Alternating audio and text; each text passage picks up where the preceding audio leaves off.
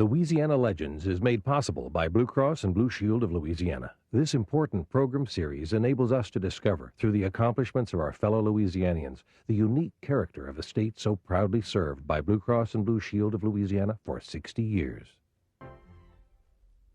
Fantasize with me for a moment. You're the director of a big Hollywood epic, and you've got to cast two parts, the part of a United States Senator or Texas oil tycoon. I mean the real thing, bigger than JR. My guest this evening would fit either role, but his background is so very different than what he is. He's Jim Bob Moffett, the Chief Executive Officer of Freeport-McMoRan, and welcome to Louisiana Legends. Thank you. Jim Bob, it didn't start out that way, did it? It didn't start out Chief Executive Officer of anything. It started out in all places. Most people don't know this about you. There's something so very Texas about you. They assume you're Texas. Started out in Golden Meadow, Louisiana. That's right, Gus. And your dad was an itinerant oil field worker. Mm-hmm. You were about 5, and he departed. That's right. Your mother had to raise you and a sister, mm-hmm. and she decided to go to Houston, Texas. Correct. Where y'all lived in the projects. Mm-hmm. Now that's about, by anyone's standard, as rough a beginning as anyone could have. How did that beginning affect you? Well, I tell you, I think it all sort of evolved from there to public education and then into the University of Texas, that it really didn't have any lasting effect on me, because the people that I was around from the time I was in public school, and even when I got to the University of Texas on a football scholarship, we all kind of came from the same place, and nobody really thought about it as being extraordinary. It was just sort of the way you began, and that probably was my real impression, if you want to know the truth. It may have had a subconscious effect as far as me wanting to do better than I'd started. But frankly, my mother, who really didn't have much education, was a great lady, because she always said, you want to stay clean. And, we thought that meant taking a bath. But it was a lot more than that to her, because it meant that you want to stay clean ethically, and you wanted to stay clean and be fair to your fellow man, and those kind of things. And so, that sort of upbringing to me really sort of set the tone for me. And it was that spirit that I thought that sort of got me, whether it was in the classroom or on the football field, got me to wanting to win, because that's what I was there to do. And I was supposed to do it the best I could do, so I didn't let anybody down. And, even though I hadn't had a lot when I was a youngster, the fact that my mother made the sacrifice to raise 2 children as opposed to doing her thing, I owed her a lot. So the truth is that there wasn't a whole lot of alternative. No, there wasn't any alternative. Nobody really even thought about there being any different way. At that time, television didn't have much of an impact on us. So I got to say that even after I went to the University of Texas in Austin, I never really knew much about the way that other people lived, as people would say it. It didn't really have an impact on me, because it was so foreign from what I was thinking about, or that anything that was productive to me, that it just didn't seem something that I need to worry about. Sometimes when you're in those big offices on Podger Street, do you think about some of that sometimes, the past and where you came from? Oh, you never forget those kind of things. I mean, you can't, because they're indelible. Many of the things that happen, you recall on it, and you think about them at the darndest times, because they come at times when you have to make very important decisions now. And those kind of things have an impact on you. As I say, whether it's as a childhood or as a student or as a student athlete, there's a lot of things that I did that I call on from time to time. Some people might even think they're corny, but I go back to some real basic things, and all of a sudden all the lawyers and accountants in the room don't seem to count, because if we just talk about fairness, and is that a deal that you think is fair, and would you do that? Is that going to read good in the newspaper, and you're going to be proud of it when we're through? That's pretty basic kind of stuff, but that's a lot more important to me sometimes than all the technical kind of things and legal things that get thrown out in the mix when we're trying to make the right decision. And it's amazing how you can go back to some of those deals. And, you know, I say funny things sometimes when we're in a negotiation, and I see people that are really not living up to what we talked about. And I have this little saying that Coach Royal, when I was playing at the University of Texas, used to say. You say, that guy's never been on the goal line before. You can tell that right now because he's never had to really stand up and face something that he knew that he had to make a big decision, and he had to stick to what he's good at. And you can see guys starting to crawfish, and you know you don't want to be in business with them. So the truth is that the past had a profound effect on you. It definitely has an effect on me. And as I say, I think about it at the darndest times, and it relates to what I'm doing that has nothing to do with where I started, but it has everything to do with where I think I got to keep going. See, the thing that I find so fascinating about your life, which I researched, a lot of folks think the American dream is dead. But my goodness, you prove it's in good shape. Well, if I can be put in that category, that's probably the greatest compliment you could pay me, because I do think that's what sets our country apart from every place else that I have the great opportunity to work today, is that there are people that can look to being a part of the American success story without having to be concerned about whether or not they start as a success. And I believe wherever I travel in the world that that's what's missing in a lot of the countries that need to get their people more up and ready to go to work every day and to perform with high quality. You know, people think that the Russian society, which you and I are fortunate, because in our lifetime we see a dream that was created for the communist society of people who were told that they would never be allowed to fail. But unfortunately, when they were told they never would be allowed to fail, they were never told that they would never have a chance to succeed either. And so you ended up with a country that was run with mediocrity, and it couldn't support an economy or a social fabric. So the American dream, one more time, won out. It wasn't a battle of weaponry, because nobody ever fired one of those nuclear arsenals that they had spent billions of dollars on, that soaked away all the good things that the Russian economy could have been enjoying. But the main thing that they soaked away is people's chances to succeed. And I think in America, where no matter how much people are concerned about what's going on in our country today, whether it's in Louisiana, New Orleans, Baton Rouge, people still believe that they got a chance. And in most countries I go to, they don't. They don't. And so if I can give people the feeling that that's something that's still possible, then I've really paid my debt to America by proving that other people, if they'll keep their dream, that they can achieve it. You're very philosophic, but the truth is you're a scientist. You're a geologist, and obviously a pretty good one. I think y'all recently discovered the biggest gold mine now in the world, and so you're obviously a pretty fair geologist. You once described yourself as a geologist who got lucky. Yeah, well, luck never hurts. Again, you have to forgive my little old athletic jargons. Coach Roy used to say, the harder you work, the luckier you get. And so there's no question that we've been lucky, but we've also had a lot of great people making the right decisions. Now, you played in a couple of bowl games at the University of Texas, but I understand you weren't a good practice player. You didn't get to show up a lot of the time. Is that correct? Yeah, that was a really interesting time in my life, because I really wanted to do well in athletics, but I also wanted to be a geologist. And when you got your curriculum, you always got it approved, and you got to go register for classes before the rest of the student body, because you had to leave time to work out. But even with that, I'd have physics, chemistry, and paleontology classes my sophomore year, and then I had a sophomore field trip that I had to go on all day Saturday. And when they got through filling out my schedule, even though it was done with a preference for an athlete, I only had Friday afternoons open. And so that's the only time I could practice. Well, Friday afternoon, you don't practice, because that's the day before a game and you're in sweats. And if you hadn't practiced the first 4 days, you don't get to play. So it was a real challenging time for me, because I was depressed about the fact that I wasn't able to compete athletically, but I had to stay with this curriculum. And, of course, Coach Royal stuck with me and let me do it, or I couldn't stay in geology. So it was not easy. It was a tough it was one of those deals where you had to make a decision that your time would come, and you just had to know that somehow that it was all, you were going to have time for all of it.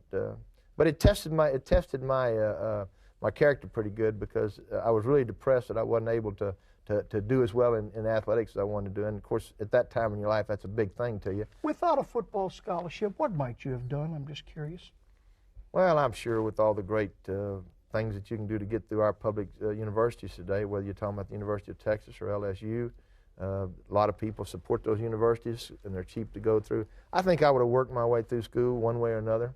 Then you came on home to Louisiana to get a master's at Tulane. How did you decide to come on home? Well, that's where the oil field was. You know, a lot of people thought the oil field was in Louisiana, was in Texas, and Houston had a great oil patch, but the real South Louisiana play was in New Orleans. If you weren't in New Orleans, you really weren't on top of things. So I wanted to be back here, and I wanted to get a degree from another university, and I knew I was going to have to work and go to school at night, and so that's what I chose to do. And Tulane was a great outlet for me, because I was able to work and really do most of my classwork from 11 o'clock till 3 o'clock in the morning, because a lot of the geology stuff you don't do in a class, you do in the lab. And it really just, it was tailor-made for me. So I was able to work and get my master's degree at Tulane at night. So you graduate from Tulane, you get your master's. What do you do next? Well, I had to really decide. I was fortunate enough when I was getting my master's to work for an independent oil company. And I had to decide whether I was going to go to work for a major, which everybody thought that was the only way to get trained, or whether I was going to sort of be a renegade and sort of learn in an independent oil company where there wasn't a lot of people around to train me.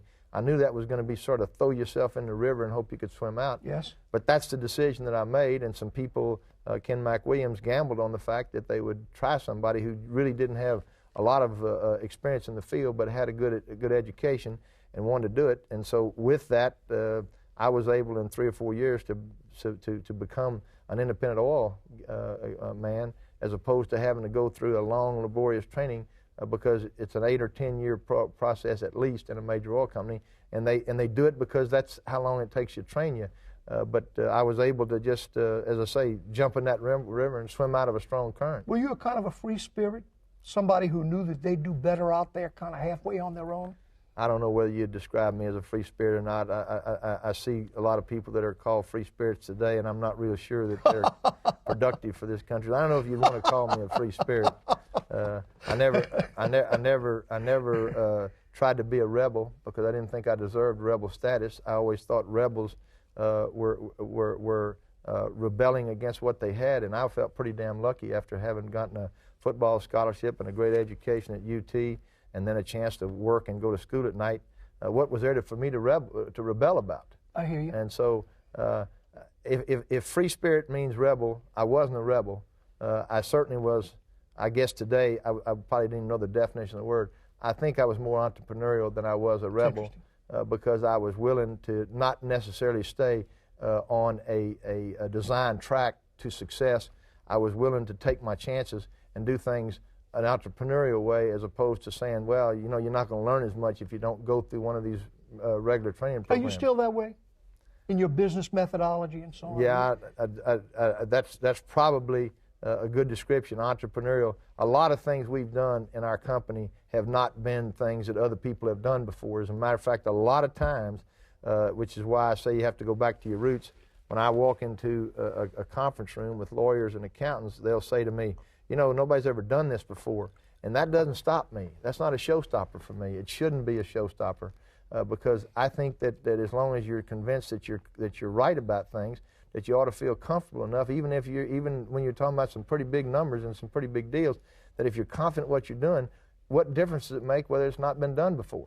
And unfortunately, a lot of the conventional legal and accounting advice you get will say you're much better if you got a precedent, because they can predict the outcome.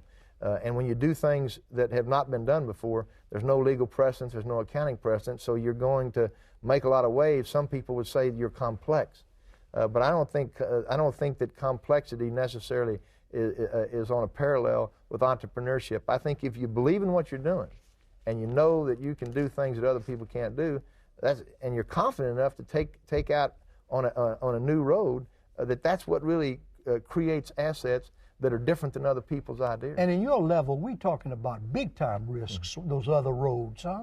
They've been some big time roads, yeah. Have you held your breath sometimes? A little bit? You know, I must tell you that I always, there's a lot of anxiety, but I have felt so good about what we were doing, and I've been so fortunate to be in some areas like the Gulf Coast of Louisiana and the mountains of Indonesia, where we had so many great targets, and I was so convinced about what we were doing was right that I just knew that we had a much better chance for success than we did for failure. And all you can ever do in exploration is create the environment for a discovery. You can't ever assure it. If you ever meet anybody in the minerals business or the oil and gas business that tells you they got a sense, you better run and hold your pocketbook. How did Freeport-McMoRan come into being? How did it get started?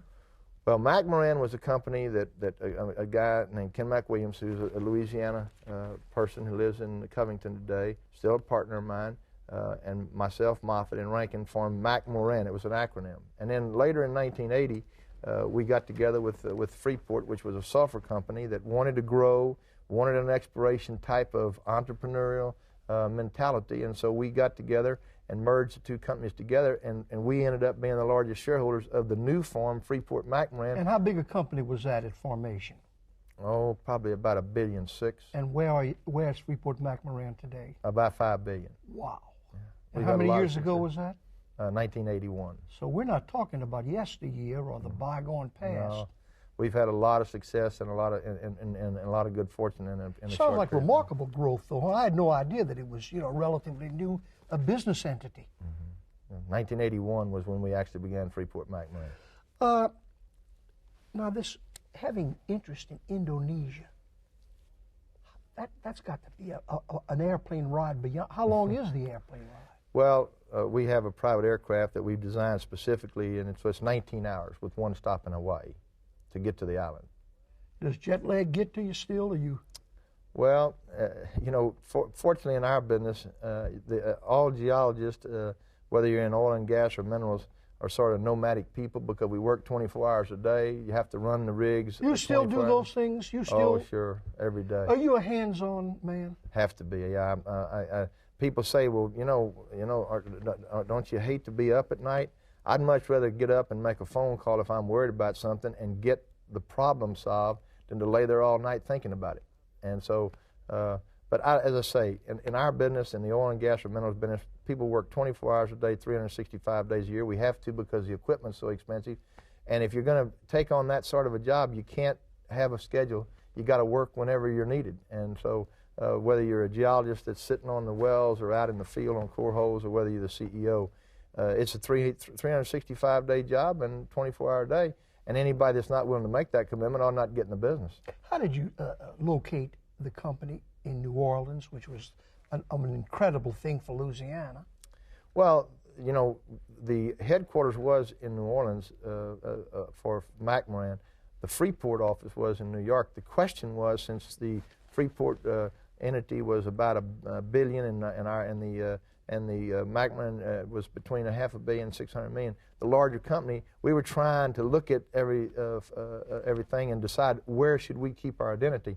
But as I looked at the situation, we were in New York with the headquarters, and yet our sulfur and our oil and gas at the time were in Louisiana. And it made no sense to me not to be down here where our assets were, because we were going to be working managers. We weren't going to be New York type managers. And so it was a quick decision for me, and of course a lot of the New Yorkers that didn't come down didn't think it was a very personal decision for me, but I had to make a decision that was best for the assets. And I felt like if we were going to be a Louisiana company, a Gulf Coast company, we ought to be down here, and we ought to be down here with managers that could manage the assets as well as run the company. And it saved us a lot of money by getting rid of the facade that we needed to be in New York City. Nothing wrong with being in New York City if you have a reason to be there. There was no reason for us to be there. Somebody would say, well, we had to borrow money from the banks. Look, if you got good credit, those banks will come see you. Two questions. How much traveling do you do a year? Oh, about 60% of my time is How many miles do you think you travel a year? Oh, gee whiz. I know more in hours than I know in miles, but it's, I've been around the world. I go around the world at least 6 times a year as a minimum, because it's halfway around the world, exactly halfway around the world to go to Indonesia. And how often do you go there? Well, I was in Indonesia. I've already been there 3 times this year. Wow, and we're in March. Yeah.